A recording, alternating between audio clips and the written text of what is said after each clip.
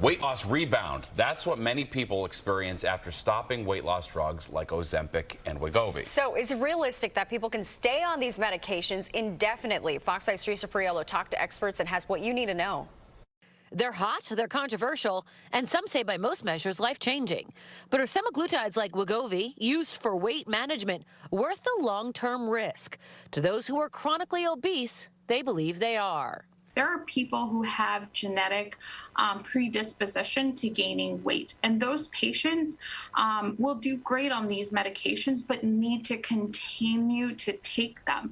The problem that nurse practitioner Fania Narinsky sees often is the struggle for patients who take the drug, lose the weight, but never learn the tools needed to succeed off of the medications. They've never actually done the work to change their lifestyle. They haven't changed their diet. They haven't changed their exercise patterns. And so what happens is once they stop the medication and they lose that appetite suppression, they begin to go back to eating larger portions. WeGovy or Zepbound are the weight loss counterparts to drugs like Ozempic, designed for people with type 2 diabetes. They help the pancreas release the right amount of insulin.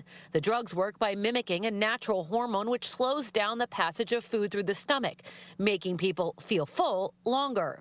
Sounds great in theory, but a 2022 study found 2/3 of patients regained their weight within a year of being off the drug. And so these are some of the things that I think are not discussed enough with patients. There are other concerns like the potential for thyroid issues or possible stomach and GI issues. It's why the FDA is taking a closer look to determine if the benefits outweigh the risks. When a drug is used widely now by a big group of people, more things do come up. And a lot of these side effects are also dose dependent. Perhaps the biggest issue for patients, and one of the reasons why so many go off of the drug, is the cost. A lot of people are battling with the insurance companies trying to get some coverage. Without it, a drug like WeGovy could cost you $300 a week. In Clifton, New Jersey, Teresa Priolo, Fox 5 News.